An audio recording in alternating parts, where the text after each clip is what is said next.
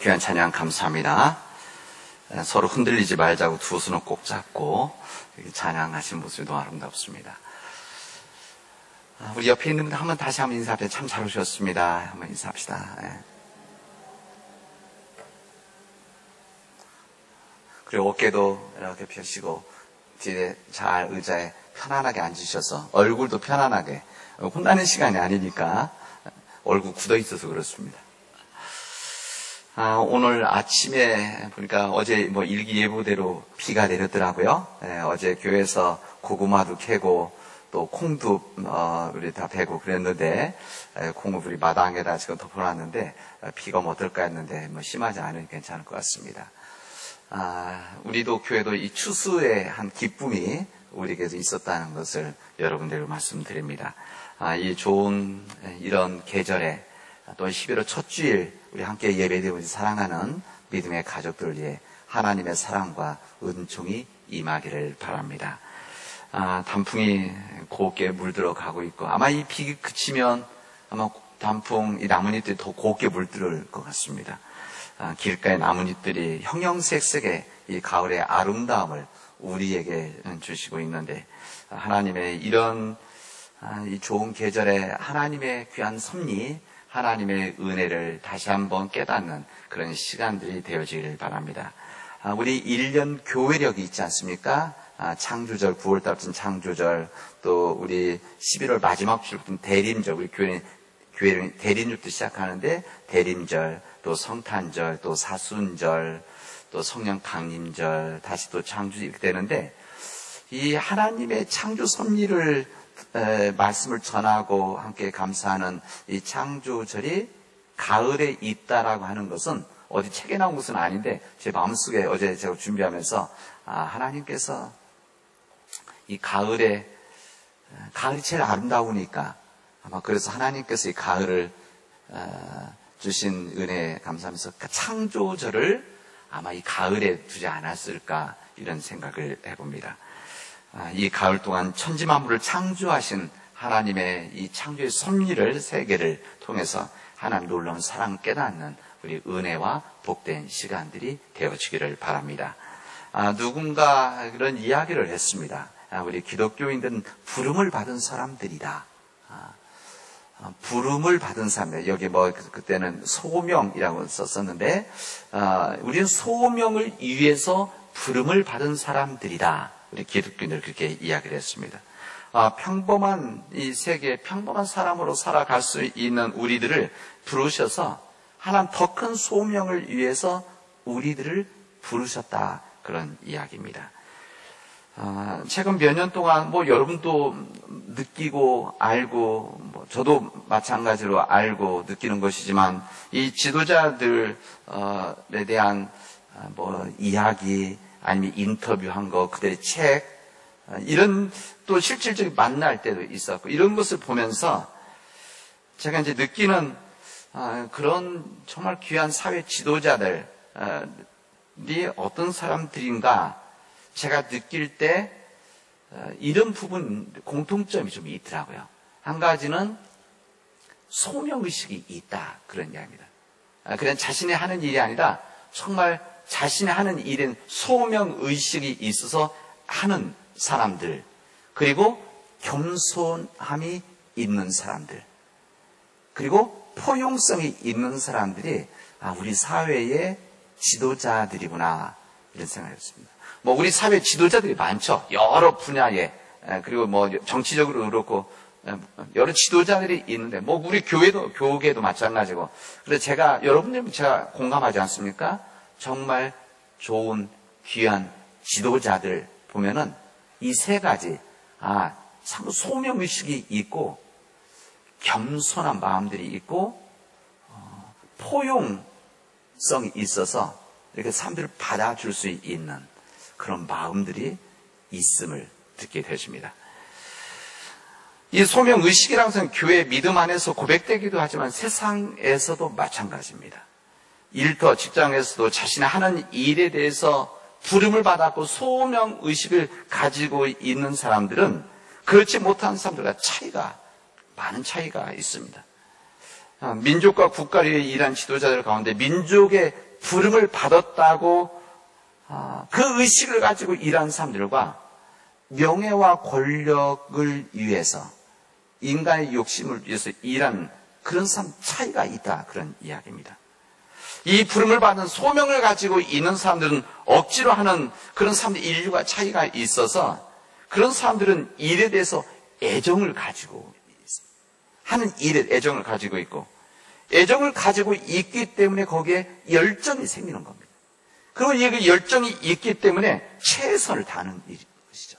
자기가 하는 일에 대해서 책임감을 가지고 일을 하고 그뿐만이 아니라 자기 하는 일에 대해서 집중하기 때문에, 그러니까 내 일이 아니고 부름받은 소명의 일이기 때문에 제가 말하는 이 일은 제가 교회 일을 말하는 게 아니라 교회 일뿐만이 아니라 세상적인 일들, 직장의 일들, 우리 민족적인 일 다 마찬가지입니다.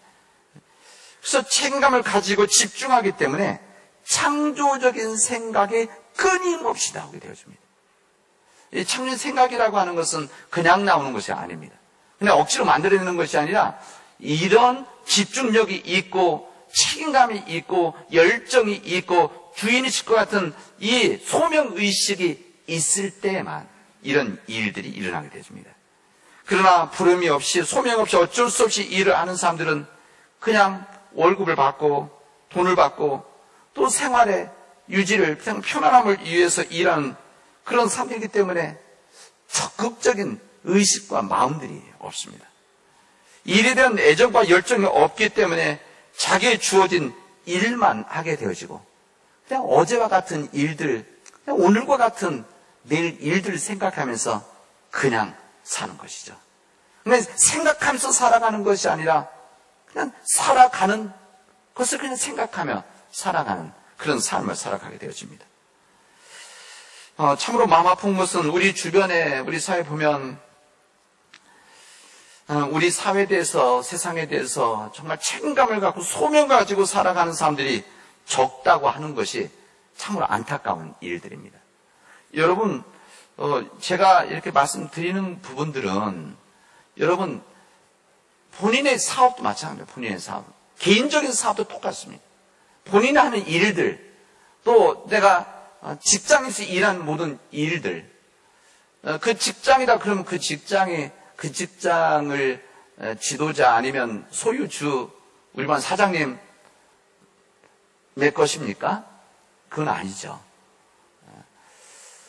이 세상 모든 일은 하나님의 일이기 때문에, 하나님의 역사 안에 있는 일이기 때문에 내가 있는 모든 곳에서 그런 일을, 그런 의식과 마음을 가지고 일하게 되어지면 그 일 자체가 하나님의 일이 되어지는 것이고 하나님의 소명에 응답하는 믿음의 삶이라고 할 수가 있습니다. 예수님의 첫 번째 제자였던 베드로, 이 베드로가 부름받을 때 이야기를 저는 여러분들 먼저 말씀을 드리려고 합니다.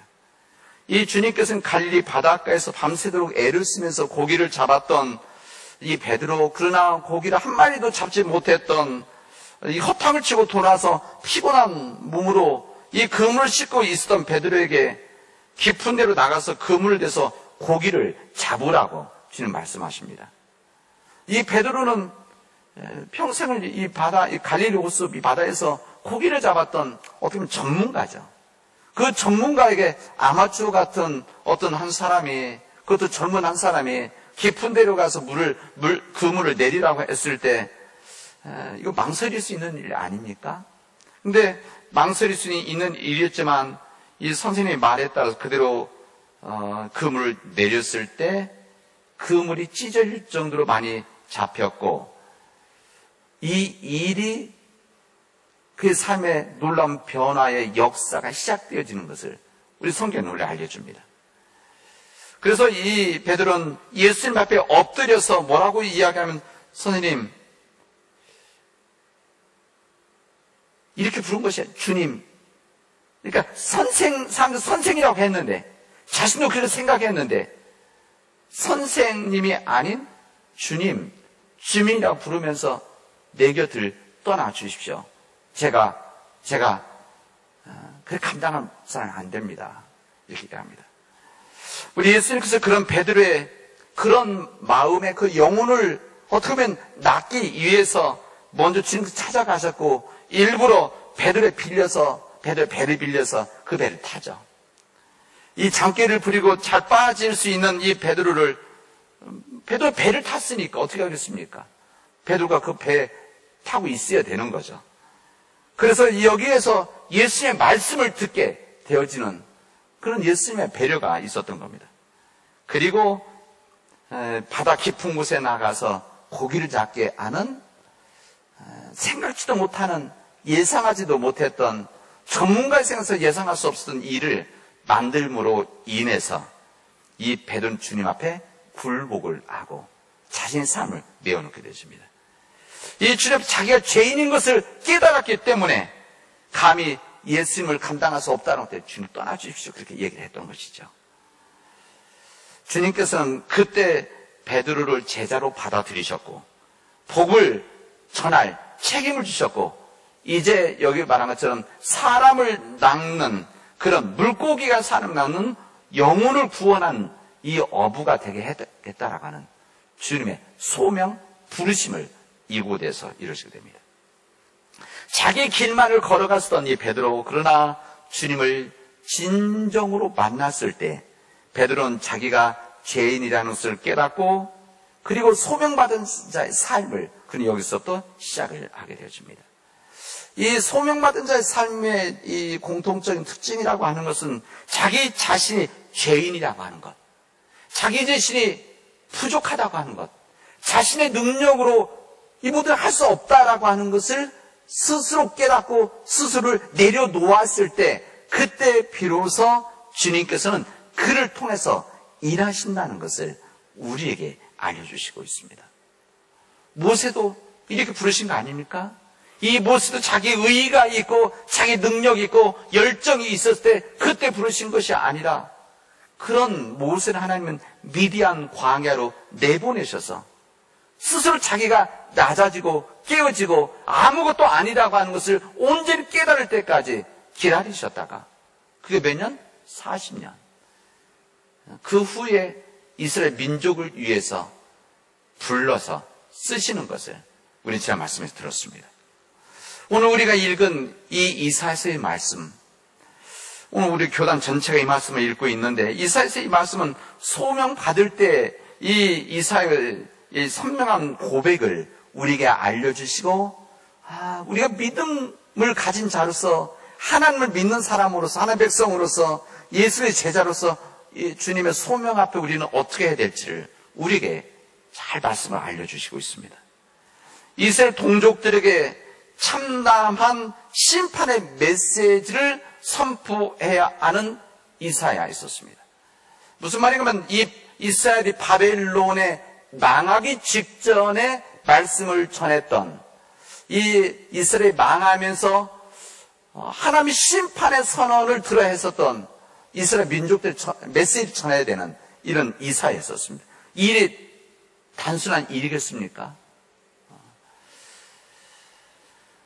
주님께서는 이런 귀한 주님의 이 말씀 대언 성경 보면 예언 이것을 감당해야 되는 이사야를 오늘 여기에서 주님께서 그를 찾아가십니다.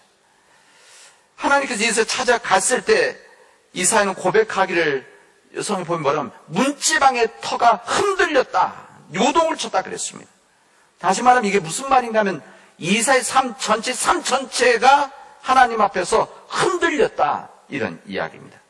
하나님을 체험하면서 그런 자신이 입술이 부정한 사람, 입술 깨끗이 못한 죄인이라는 것을 이사야 선지자는 고백을 합니다. 하나님의 임재가 있었을 때 하나님의 임재 앞에 자신이 죄인이라고 하는 스스로 죄가 많다라고 하는 것을 깨닫는 고백을 하죠. 하나님을 만나고 하나님 부르심받은 사람 공통점인 하나님 앞에서의 죄인임을 깨닫는 고백하는 이 일이 여기에서 우리에게 알려줍니다. 이 죄인이라고 하는 마음속에서 고백한다는 것은 자기 자신이 죄인이라고 고백한다는 것은 자기 자신이 깨어져야만 하는 사람, 자기 자신이 낮아져야 되는 사람, 내 능력으로 아무것도 할 수 없다고 하는, 내 의지는 감당할 수 없다라고 하는, 내 인간적인 생각으로 감당할 수 없다라고 하는 것을 깨닫는 그런 고백이 바로 죄인 의식인 것이죠. 하나님께서는 그런 사람들을 불러서 역사를 하시는 겁니다. 천사를 통해서 하나님께서는 이 천사를 통해서 오늘 본문에 제단의 숯불을 가지고 이사의 입술에 대면서 뭐라고 얘기하십니까? 이제 악은 사라지고 이사의 죄는 사라졌다. 이렇게 선포를 하게 되줍니다. 자신의 죄를 고백하는 이사야 앞에 하나님은 제단의 숯불을 가지고 그 입술을 정결케 만드는 하나님 놀라운 은혜를 그에게 허락해 주십니다. 회개하는 이사야, 하나님 앞에 온전히 회개하는 이사야, 그를 부르셨다, 그런 이야기입니다. 이때 주님의 음성, 이 이사야에게 임하게 되어집니다. 내가 누구를 보낼꼬? 오늘 제목이죠. 내가 오늘 누구를 보낼 것인가? 누가 우리를 대신해서 갈 것인가? 이 하나님을 대신해서 하늘을 대신해서 이 땅에 가야 되는 사람이 누굴 것인가? 이렇게 하늘의 음성이 들려집니다. 이때 죄의 용서함을 받았던 이사야가 이렇게 고백합니다. 주님, 내가 여기 있습니다. 나를 불러 주십시오. 나를 보내어 주십시오. 담대하게 결단하고 고백을 하게 되어집니다. 이것이 오늘 이사야의 말씀입니다. 이사야의 소명에 대한 우리 증언이고 기록이라고 할 수가 있습니다. 주님께서 내가 누구를 보낼 것인가? 라고 했을 때 내가 여기 있습니다. 이 절망의 이스라엘 땅에, 이 절망의 유대 땅에, 이스라엘 민족 가운데 나를 불러서 나를 보내어 주십시오라고 하는 고백이 오늘 우리에게 전해주시고 있습니다.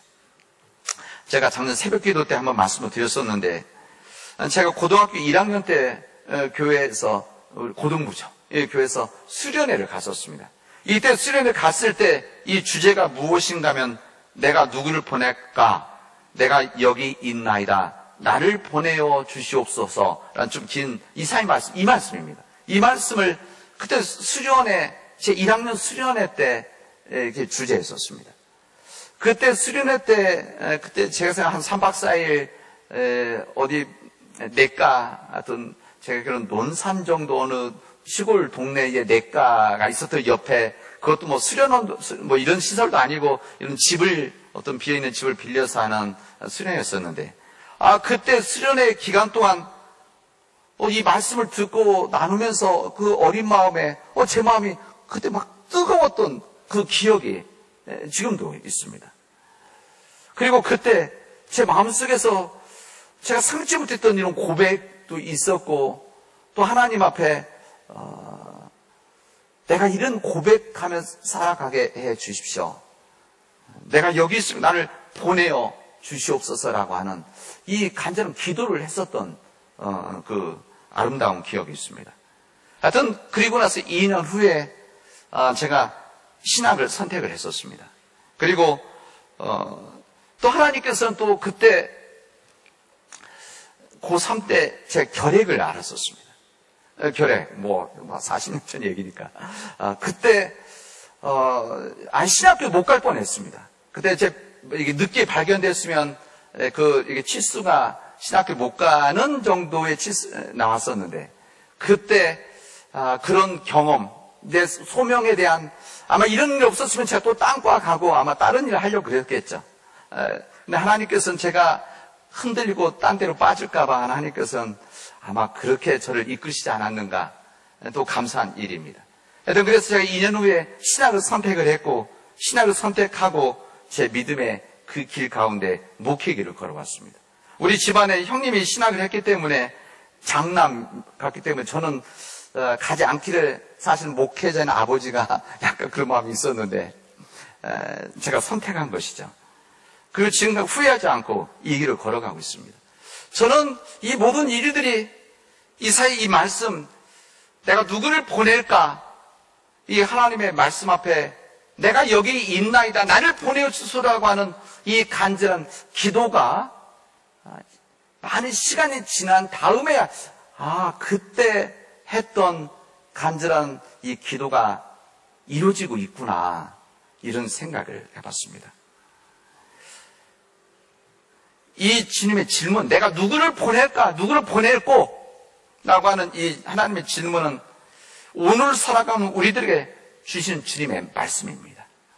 점점 흔들리고 무너져가는 이 시대 우리 가정들에게, 이 가정들 속에서 주님께서 우리에게 말씀하십니다. 믿음을 점점 잃어가고 점점 깨어져 가는 이 시대의 가정들에게, 이 속에서 우리 하나님 믿는 자들에게 이런 가정 속에 누구를 보낼까? 주님 우리에게 질문하십니다. 우리를 대신해서 누구를 보낼 것인가? 우리에게 선포하십니다. 점점 악한 세상 속에서 점점 사랑에 메마르고 하나님을 모르는 자들이 더 많아지고 하나님의 뜻을 거역하는 이 어둠의 시대 속에서 주님께서는 우리에게 내가 누구를 보낼고 누가 우리를 대신해서 갈 것인가 라고 우리에게 지금 말씀하십니다. 이 질문은 우리 교회도 주시는 질문입니다. 공동체를 품하는 우리들에게 이 시대와 구체적으로 우리 남은 땅에 내가 누구를 보낼 것인가, 누가 우리를 대신해서, 하늘을 대신해서 이 땅에 보낼 것인가 라고 하는 이 주님의 음성을 지금 우리 교회에 말씀하시고 있습니다. 이 질문은 여러분들이 하는 일터도 마찬가지입니다. 여러분들이 학교에서 일하든지 공무원으로서 일하든지 병원에서 또한 여러 직종에서 복지시설 일하시는 모든 분들, 또 자기 사업을 하는 모든 분들에게 주님께서는 그곳에 내가 누구를 보낼 것인가, 우리를 대신해서, 하늘 대신해서 그곳에서 하나님의 백성 살아나갈 이 사람 누구를 보낼 것인가 우리에게 질문하고 있습니다. 생명력이 있고 사랑이 있고 창조적인 일이 있어야 되고 그런 사람 필요한 그곳에 누구를 보낼 것인가 주님은 우리에게 말씀하시고 있습니다. 이 코로나 이 상황 속에서 우리 아까 곽 집사님 기도해 주신 간절한 기도해 주셨는데 이 코로나19 이 상황 속에서 이 어둠의 이 세계 이 시대에 우리 지역에 이것을 위해서 누구를 보낼 것이고 이 환경이 무너져서 이 생태계의 이 자연의 역습 속에 역습으로 이렇게 고통을 받고 있는 이 시대와 이 땅에 누구를 보낼 것인가 주님 우리에게 질문하시고 있습니다. 여러분 이 주님의 질문 앞에 여러분들은 어떻게 대답하시겠습니까? 하나님 앞에서 회개하고 하나님의 말씀을 듣고 있는 우리들이 이 주님의 질문 앞에 내가 누구를 보내고 우리를 대신 보낼 것인가 라고 하는 이 질문 앞에 여러분들은 무엇이라고 대답하시겠습니까? 내가 여기 있나이다 나를 보내어 주시옵소서 이렇게 대답하시겠습니까? 아니면 나는 그런 삶을 살아갈 수가 없습니다. 다른 사람을 찾아보십시오 라고 여러분 대답하시겠습니까? 우리 사람 믿음의 가족 여러분, 주님이 주신 믿음 안에서 이제 주님이 지극히 사랑해서 우리 허락한 이 세상 그리고 사람들 여러분의 일터 이곳에서 여러분 내가 여기 있습니다. 그냥 일하는 직장 그냥 어제와 같은 일터가 아니라 하나님께서 허락하신 여러분이 섬기고 하나님의 땅으로 만들어야 되는 여러분의 가게, 여러분의 일터, 여러분의 복지시설, 어린이집, 병원 모든 곳에서 주님 부르실 때 주님 내가 여기 있습니다. 나를 불러주십시오. 내가 주님의 종답게 이곳을 하나님의 거룩한 땅으로 만들어 나가겠습니다라고 고백할 수 있는 나를 주님의 도구로 써주십시오라고 고백하는 우리 사랑하는 믿음의 가족들이 되어지길 바랍니다. 우리가 그런 삶을 위해서 부름받은 사람들입니다. 우리가 그런 삶을 위해서 믿는 자로 부름받았고 주님의 자로 부름을 받은 사람들입니다. 교회는 주님의 공동체입니다. 오늘 주님의 이 복음서 말씀은 우리 주님께서 나는 세상의 빛이다 이렇게 말씀하셨고, 나를 따르는 자들은 어둠에 다니지 아니하고 생명의 빛을 얻을 것이다 이렇게 말씀하셨습니다. 우리 주님이 세상의 빛이다. 그 주님을 따르는 자, 주님을 따르는 무슨 말입니까? 우리 주님의 뜻을 순종하는 자, 주님의 말씀을 순종하고 주님의 말씀대로 살아가는 자, 이런 사람들은 어둠에 다니지 않고 생명의 빛을 얻을 것이다. 구원의 빛을 얻을 것이다. 영생의 빛을 얻을 것이다 말씀하셨습니다. 여러분, 빛이 있기 때문에 어둠을 밝히는 이 세상이 됩니다. 여러분, 어둠이라고 하는 것은 어둠 자체가 있는 것이 아니라 빛이 없으면 어둠이 되는 겁니다. 여러분이 빛으로 있으면 이 세상은 어둠을 이겨낼 수가 있습니다. 여러분, 빛이 있기 때문에 따뜻해지는 겁니다. 여러분이 있는 곳에 사람이 메말라서 정말 마음에 그런 추위가 있는 그런 공동체에 여러분이 있다고 한다면 여러분들로 인해서 그것을 따뜻한 공동체로 만들어 가십시오. 여러분, 빛이 있기 때문에 곰팡이가 생기지 않는 겁니다. 부패되지 않죠. 여러분이 있음으로 인해서 그곳이 정말 건강하게 살아가는 공동체 삶이 되어지길 바랍니다. 여러분, 우리는 이런 일들 위해서 부름받은 사람들입니다. 여러분들이 일찍이 그 부름을 위해서 우리 남원 땅에 주님께서는 부르셨고 3년 전에 저를 부르셔서 이곳에서 저는 그렇게 생각합니다. 주님께서 내가 누구를 보낼 것인가? 제 믿음의 고백은 제가 여기 있습니다. 나를 주님의 도구로 써주십시오 라고 하는 고백 속에서 이루어진 사역이라 생각합니다. 여러분 마찬가지입니다. 우리가 그런 믿음의 삶을 여러분 살아가라고 말씀드리는 것이 아니라 그렇게 저를 포함해서 그렇게 살아가도록 합시다. 우리로 인해서 이 세상이 밝은 세상이 되어지고 희망이 있는 세상이 되어지고 우리 일하는 곳이 하나님의 은혜가 있는 소명의 땅이 되어질 수 있도록 여러분 그렇게 살아가십시오. 이번 한 주간 여러분이 있는 곳에 만난 모든 사람들을 우리 서신생님 말씀처럼 여러분이 만난 모든 사람들을 주님께 대하듯이 대하고 사랑하고 섬길 수 있는 믿음의 가족이 되어지를 주님의 이름으로 축원하겠습니다. 기도합시다. 은혜가 풍성하신 하나님 감사합니다. 오늘 저희들에게 이 귀한 날을 허락해 주셔서 주님의 말씀을 듣게 하시고 빛이 되신 주님의 말씀 은혜 안에서 생명의 빛을 얻게 하시는 감사드립니다. 하나님, 내가 누구를 보낼고 이 어둠의 세계에 이 어둠의 공동체들에 누구를 보낼 거라고 하는 이 주님의 이 말씀 앞에 주님 앞에 회개하고 정결된 자로서 내가 여기 있습니다. 나를 보내어 주시옵소서. 내가 하나님의 도구로 쓰임받게 해 주시옵소서 하는 믿음의 고백이 되어지도록 인도하여 주시옵소서. 예수님의 이름으로 기도합니다. 아멘.